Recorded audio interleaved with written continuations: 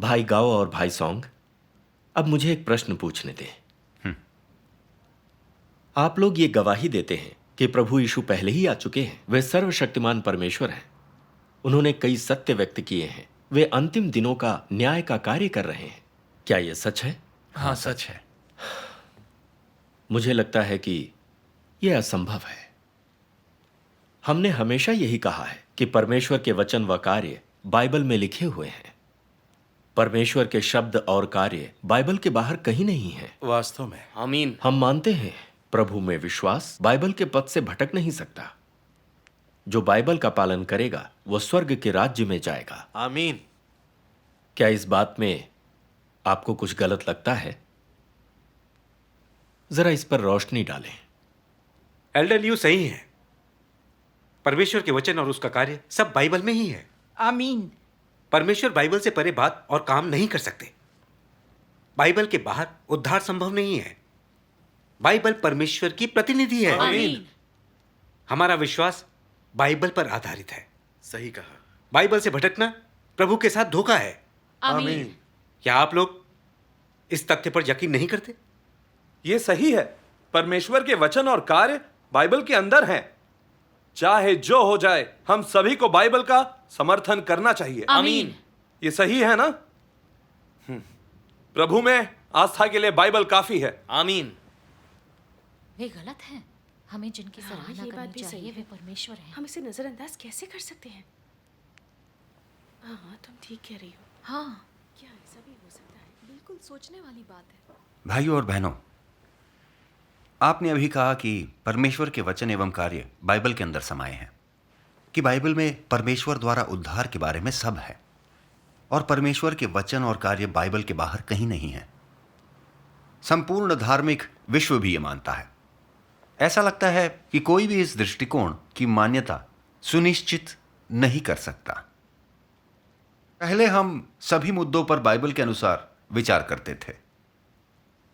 अब मैं पूछता हूं, क्या धार्मिक विश्व का यह नजरिया बाइबल से मेल खाता है? क्या यह बिल्कुल सही है? नहीं। प्रभु यीशु ने बाइबल में ऐसी कोई बात कभी नहीं कही। पवित्र आत्मा ने भी कभी ऐसा कुछ नहीं कहा। तो यह विचार कहां से आया?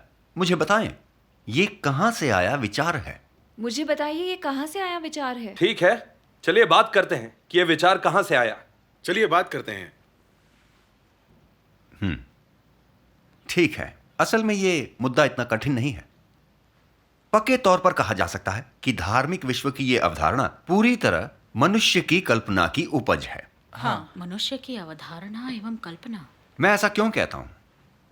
बाइबल के न्यू और ओल्ड टेस्टामेंट परमेश्वर के कार्य के दो चरणों का अभिलेख मात्र हैं। अब रह गए व्यवस्था के युग और अनुग्रह के युग के ईश्वर के वचन और कार्य। क्या कोई कहेगा कि यह सब बाइबल में लिखा है? नहीं। नहीं। क्या परमेश्वर के सभी वचन व्यवस्था के युग के दौरान नबियों के जरिए दिए गए थे? क्या अनुग्रह के युग के दौरान के प्रभु यीशु के सभी वचन बाइबल में हैं? कोई कहेगा? मैं तो ऐसा साहस नहीं करूंगी। आप लोग ये बात अच्छी तरह जानते हैं कि प्रभु यीशु के कई वचन बाइबल में भी अभिलिखित नहीं हैं। हाँ। बाइबल में अभिलिखित प्रभु यीशु के वचन तो संकेत मात्र हैं। व्यवस्था के युग के कई नबियों की पुस्तकें बाइबल में शामिल नहीं की गई हैं। यह बात तो सभी मानते हैं। आप लोग ये कैसे कह सकते हैं कि परमेश्वर के सभी वचन एवं कार्य बाइबल में दर्ज हैं? क्या यह सत्य से साफ विरोधाभास नहीं है? इस अर्थ में तो क्या आप लोग झूठे नहीं हैं? हाँ, ये बिल्कुल ठीक है। सही झूठ कहा बोलना आपने। परमेश्वर का विरोध करना है। सोचने वाली बात है। प्रभु यीशु ने कई बार भविष्यवाणी की थी कि वो दोबारा आएंगे। लौटकर आए प्रभु यीशु के वचन उनके आने से पहले ही बाइबल में कैसे लिख के जा सकते थे? यह असंभव है। हाँ, यह असंभव है। बात बिल्कुल साफ होनी चाहिए। बाइबल वास्तव में अतीत में परमेश्वर के कार्य का अभिलेख है। इसीलिए ओल्ड टेस्टामेंट लिखने के कई वर्षों बाद प्रभु यीशु आए और अनुग्रह के युग में छुटकारा दिलाने का काम किया। क्या यह सही नहीं है? हाँ, बिल्कुल। मुझे बताएं, क्या प्रभु यीशु के वचन खुद ब खुद बाइबल में लिखे गए? नहीं, नहीं, असंभव। असंभव है। बिल्कुल नहीं। सही कहा, ऐसा असंभव होगा। परमेश्वर के वचनों और कार्य को पहले संकलित किया गया होगा, उसके बाद ही वे बाइबल में आए। आमीन। आमीन। अब जाकर बात साफ हुई। अंतिम दिनों में सर्वशक्तिमान परमेश्वर के घर से आरंभ करते हुए न्याय का काम करने आए हैं और उन्होंने मानव जाति को बचाने के लिए सभी सत्य व्यक्त किए हैं। अब आप ही बताइए, क्या ये अपने आप बाइबल में प्रकट हो सकते थे? असंभव। सही है। सर्वशक्तिमान परमेश्वर के कलीसिया ने उनके द्वारा व्यक्त सभी सत्यों का राज्य के युग की बाइबल में संकलन किया, अर्थात वचन देह में प्रकट हुआ। राज्य के युग की इस बाइबल में केवल परमेश्वर की अभिव्यक्तियां हैं, इसके अंदर किसी भी मनुष्य के वचन नहीं है। आमीन। आप कह सकते हैं कि वचन देह में प्रकट हुआ। वह जीवन का शाश्वत तरीका है जिसे अंतिम दिनों में परमेश्वर ने मनुष्य को उपहार में दिया। आमीन। परमेश्वर को धन्यवाद कि परमेश्वर द्वारा हमें दिया गया कीमती खजाना है। अतः ये विचार कि परमेश्वर के सभी वचन एवं कार्य बाइबल में लिखित है और परमेश्वर के वचन और कार्य बाइबल के बाहर कहीं भी नहीं दिखेंगे, गलत है, बेतुका है और ये पूरी तरह से मनुष्य के कल्पनाओं की उपज है। आमीन। क्या हर कोई इन बातों से सहमत है? उन्होंने इस बिंदु पर जिस तरह अपनी बात रखी वो तथ्य पर सही और उससे मेल आप खाती सही कह है। रहे हैं। मुझे यूहन्ना के सुसमाचार का एक अंश याद आया है और कई अन्य कार्य हैं जिन्हें यीशु ने निष्पादित किया है, जिसमें से अगर प्रत्येक कार्य को लिखा जाए तो मुझे लगता है कि स्वयं संसार भी उन पुस्तकों को समाविष्ट नहीं कर पाएगा।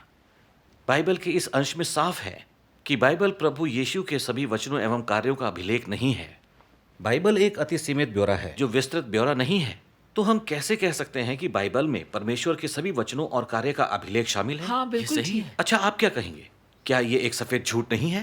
क्या ये सही है? बिल्कुल सही तो है। ऐसा लगता है कि पादरी और एल्डर का यह तर्क कि परमेश्वर के वचन केवल बाइबल में ही पाए जा सकते हैं कहीं ठहरता ही नहीं है। सही कहा। हम सर्वशक्तिमान परमेश्वर के वचनों के अंश पढ़कर मुद्दे को स्पष्ट कर सकते हैं। कृपया पृष्ठ 984 खोलें। सर्वशक्तिमान परमेश्वर कहते हैं, वो सब जो बाइबल में लिखा है वो सीमित है और परमेश्वर के संपूर्ण कार्य का प्रतिनिधित्व करने में असमर्थ है।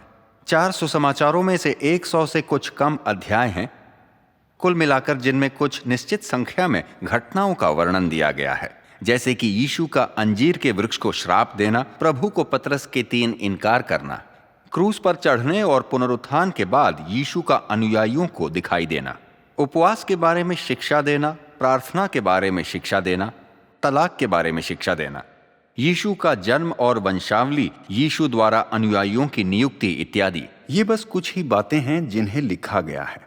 तब भी मनुष्य उन्हें खजाने के रूप में मूल्यवान मानता है, यहां तक कि उनके साथ आज के काम को सत्यापित करता है। वो ये भी विश्वास करते हैं कि यीशु ने इतना अधिक कार्य केवल अपने जन्म के बाद के समय में ही किया।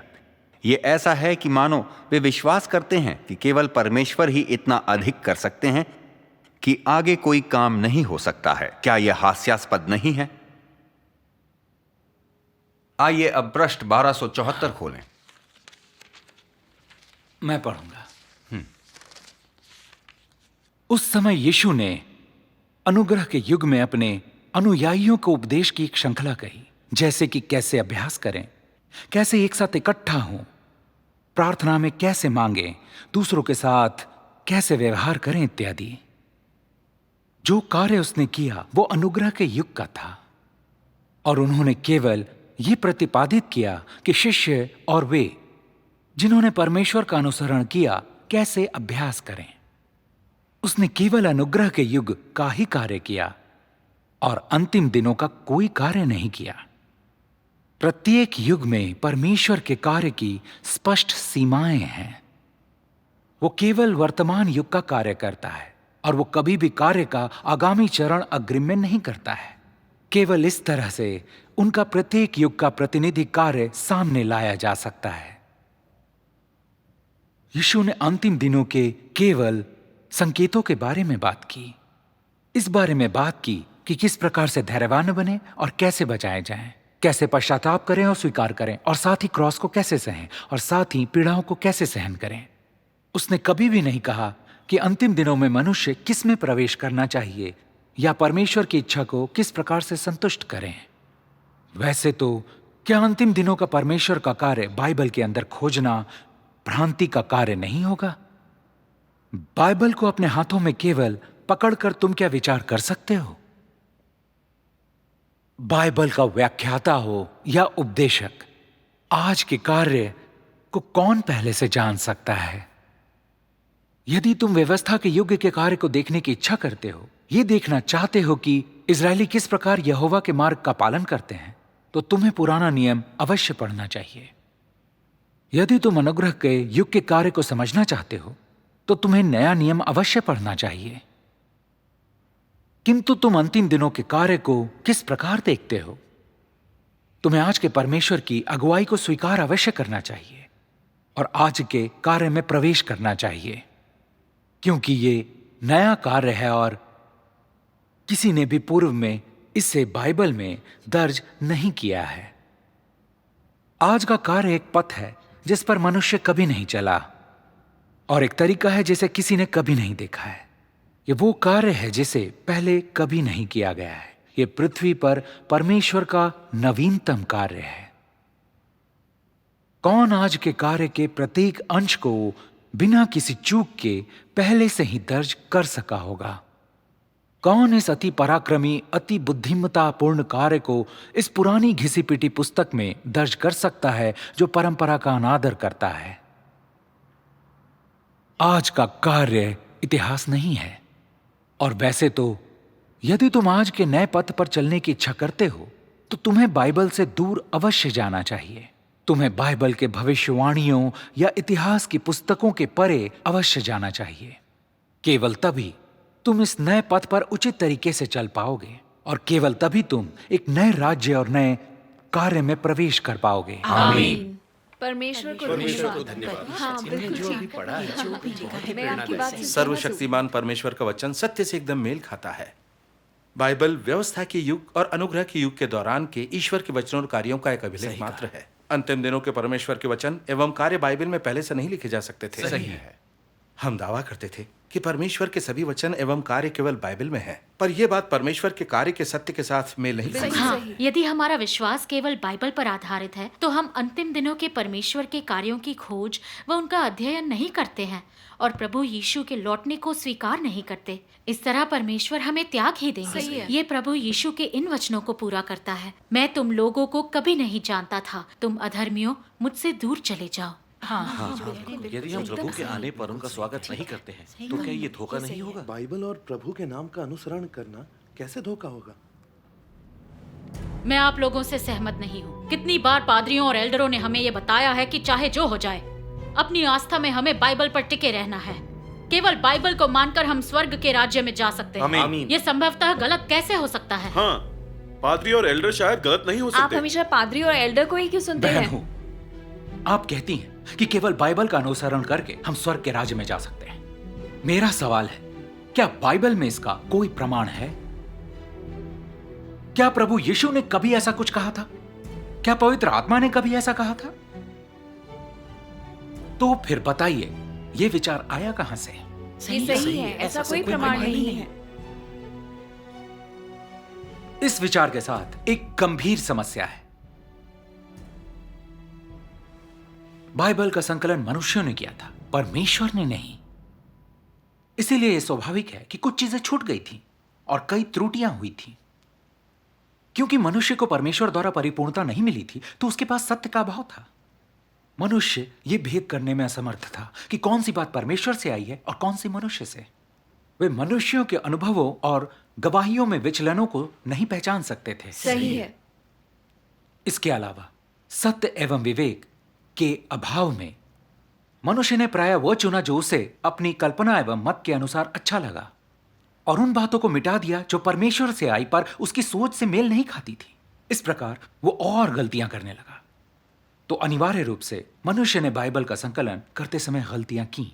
यदि हमारी आस्था सिर्फ बाइबल पर आधारित है, तो यह कैसे पक्का होगा कि हमें बचा लिया जाएगा और हम स्वर्ग के राज्य में प्रवेश करेंगे? क्या मैं सही हूं? हाँ, बिल्कुल सही। इन्होंने जो भी बिल्कुल सही है। सही है। जरूर विश्वास नहीं कर सकता है। ये सोचने वाली बात है। आपने बिल्कुल सही कहा। प्रभु यीशु ने कभी नहीं कहा कि केवल बाइबल का अनुसरण करके मनुष्य स्वर्ग के राज्य में जा सकता है। स्वर्ग के राज्य में जाने के बारे में प्रभु यीशु ने साफ कहा था, जिन लोगों ने मुझसे कहा हे प्रभु, उसमें से प्रत्येक स्वर्ग के राज्य में प्रवेश नहीं करेगा, परंतु केवल वे स्वर्ग में प्रवेश करेंगे जो मेरे पिता की इच्छा का पालन करते हैं। आमीन। प्रभु यीशु ने बिल्कुल साफ कहा था, केवल परम पिता परमात्मा की इच्छा अनुसार कार्य करने वाले व्यक्ति ही स्वर्ग के राज्य में प्रवेश करेंगे। जो अभी कहते हैं कि केवल बाइबल को मानने वाले ही स्वर्ग के राज्य में जाएंगे, मैं उनसे पूछता हूं, क्या बाइबल को मानना परम पिता परमात्मा की इच्छा अनुसार कार्य करने के बराबर है? क्या बाइबल पवित्र आत्मा के कार्य का स्थान ले सकती है? नहीं। क्या पवित्र आत्मा के कार्य के बिना मनुष्य केवल बाइबल के जरिए उद्धार पा सकता है? ऐसा नहीं हो सकता। सही है। क्या केवल बाइबल के जरिए मनुष्य के भ्रष्ट स्वभाव को ठीक किया जा सकता है?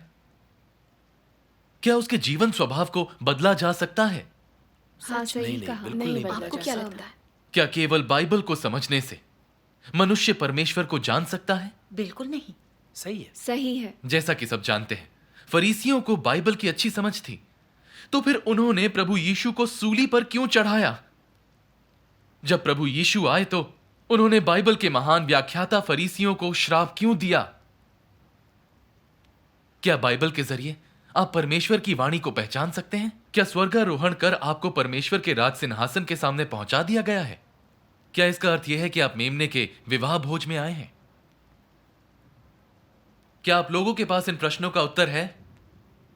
पता नहीं, हमने इसके बारे में कभी सोचा नहीं। इस बारे में कभी सोचा नहीं। तब ऐसा जो कह रहे हैं सही कह रहे हैं। प्रभु यीशु ने कहा था, धर्म ग्रंथ खोजें क्योंकि तुम सोचते हो कि उनमें शाश्वत जीवन है, और वे हैं जो मेरे बारे में गवाही देते हैं, और तुम मेरे पास नहीं आओगे कि तुम जीवन पा सको। आमीन। आप बाइबल को प्रभु तथा प्रभु के दूसरे आगमन के वचनों और कार्यों के स्थान पर लेते हैं। क्या यह प्रभु के साथ विश्वासघात नहीं है? यह बताइए, आप प्रभु के सेवक हैं या बाइबल के सेवक हैं? आप प्रभु की सेवा कर रहे हैं या फिर बाइबल की कर रहे हैं? अगर आप बाइबल और प्रभु के संबंध को नहीं समझते तो आप प्रभु को कैसे जान पाएंगे? सही कहा। हाँ, अगर बाइबल हाँ, और प्रभु ये के सही संबंध है। को ना समझे तो हम हाँ, प्रभु को बिल्कुल जान ही ठीक नहीं कहा। पाएंगे। आप बाइबल की उपासना और अंधविश्वास करते हैं, ये मानते हैं कि उसके जरिए शाश्वत जीवन पाया जा सकता है, लेकिन आप प्रभु की आज्ञा का पालन नहीं करते। क्या ये वही मार्ग नहीं है जिस पर फरीसी चले थे? निश्चित रूप से ये वही मार्ग है। हाँ, बिल्कुल सही एकदम कहा। सही। मैं सहमत हूँ। क्या फरीसियों ने प्रभु के स्थान पर बाइबल की उपासना नहीं की? क्या उन्होंने प्रभु यीशु को सूली पर नहीं चढ़ाया, जिससे उन्हें प्रभु का श्राप भी मिला? यही सत्य है, कोई इसे नकार नहीं सकता। ये सही हाँ, है। तो सही है। हाँ, हम इसे बिल्कुल नकार सही नहीं कह सकते रहे हैं। फिर भी आप कहते हैं कि बाइबल का अनुसरण करने से आप लोगों को स्वर्ग के राज्य में प्रवेश मिलेगा। लेकिन ऐसा वास्तव कैसे में ये हो बेतुकी सकता है? बात है। ये कुछ गड़बड़ लग रही है कोई मुझे। मतलब मुझे नहीं सही लगता कहा। ये सही मैं भी है। यही सोच रही थी। वर्षों से आपने प्रभु में विश्वास किया, एल्डर और पादरी के रूप में सेवा की, फिर भी आपके ऐसे बेतुके विचार हैं। तो बताइए, आप में और उन पाखंडी फरीसियों में आखिर क्या अंतर है? बिल्कुल ठीक। आप बिल्कुल ठीक कह रहे हैं। बिल्कुल ठीक मैं कह इस रहे बात से सहमत वर्षों से आप प्रभु में विश्वास करते आए हैं और तब भी आप नहीं समझ पा रहे हैं। इन्होंने जो भी कहा मैं उससे सहमत हूँ। बहुत सही कहा। बिल्कुल सही। बिल्कुल ठीक। सही कहा। इतने वर्षों की आस्था के बाद हमें प्रभु की इच्छा समझ जानी चाहिए। अंतिम दिनों में प्रभु संतों के स्वर्ग के राज्य में पहुंचाने दोबारा आए। आमीन। वे संतों को किस प्रकार स्वर्ग राज्य में पहुंचाते हैं हमें नहीं पता, पर प्रभु यीशु ने कहा है कि दूल्हे की आवाज सुनने वाली बुद्धिमान कुंवारियां प्रभु के साथ भोज में जाएंगी। आमीन। इससे सिद्ध होता है कि जब प्रभु अंतिम दिनों में दोबारा आएंगे तो ऐसे लोग जिन्होंने उनकी वाणी सुनी, उनके साथ भोज में गए, वो स्वर्ग के राज्य में जाएंगे। आमीन। प्रभु की वाणी सुनने वाले सर्वाधिक धन्य होते हैं। आमीन। हम परमेश्वर धन्य है कि हमें अंतिम दिनों में ईश्वर का कार्य प्राप्त हुआ है। अब आइए एक पल के लिए हम सोचते हैं, क्या बाइबल को रटकर पढ़ लेना ही प्रभु की वाणी को पहचानना है? नहीं, निश्चित रूप से नहीं। क्या बाइबल को पढ़ लेना प्रभु की वाणी को जानने के समान है? नहीं। सही कहा। फरीसी बाइबल में प्रवीण थे और उसके अंशों की व्याख्या करते थे, फिर भी उन्होंने प्रभु यीशु को सूली पर चढ़ाया। क्या गलती हुई थी? बिल्कुल ठीक कहा आपने। हाँ, आप सही कह रहे हैं। अंततः साफ है, केवल सत्य प्रेमी प्राणी और परमेश्वर की वाणी सुनने वाले ही प्रभु का स्वागत करेंगे आमीन। और उनसे जीवन प्राप्त करेंगे। केवल उन्हें ही स्वर्ग राज्य में पहुंचाया जाएगा। आमीन। परमेश्वर को धन्यवाद। चर्चा में शामिल ये सच में वैसा ही है जैसा आपने कहा है। पहले हमने पादरियों और एल्डरों पर बहुत अंधविश्वास किया और परमेश्वर के कार्य और प्रकटन को बाइबल में सीमित कर दिया। हमें लगा कि बाइबल का अनुसरण करने से स्वर्ग के राज्य में प्रवेश मिलेगा। हमने सच्चे मार्ग की जांच पड़ताल तक नहीं की और कलीसियों के लिए कहे गए पवित्र आत्मा के वचनों को तलाश नहीं कर पाए। ऐसे प्रभु प्रकटन की अपेक्षा कैसे करें? सही कहा। और इससे बुरी बात यह है कि परमेश्वर के अंतिम दिनों के कार्य की निंदा और विरोध में पादरियों और एल्डरों का साथ दिया। अनजाने में इस तरह मैं परमेश्वर के विरोध के मार्ग पर चला गया जिस पर कभी फरीसी चले थे। ये सही है। हाँ, हम कितने अंधे और कितने अज्ञानी थे। केवल दो भाइयों के साथ संवाद के माध्यम से ही हमें समझ आया कि परमेश्वर के कार्य के पदचिन्हों पर चलकर हमारा उद्धार हो सकता है। जी हाँ। यदि हम केवल बाइबल पर आस्था रखें और अंतिम दिनों के परमेश्वर के कार्य को न माने तो प्रभु हमें त्याग देंगे। हम शुद्ध किए जाने, उद्धार पाने तथा स्वर्ग के राज्य में प्रवेश की अपेक्षा कैसे करें? ये सही है। अतीत में धर्म में विश्वास करने के कई वर्षों तक हमने पादरियों और एल्डरों की बाइबल की व्यवस्था को सुना, पर हमें बहुत थोड़ा सा सत्य प्राप्त हुआ। सही है। हमने माना कि परमेश्वर के सभी वचन एवं कार्य बाइबल में हैं और उनका अनुसरण करके हम स्वर्ग के राज्य में जाएंगे। इसलिए हमने अंत के दिनों के परमेश्वर के कार्यों को नहीं माना। शुक्र है कि परमेश्वर ने हमारा परित्याग नहीं किया।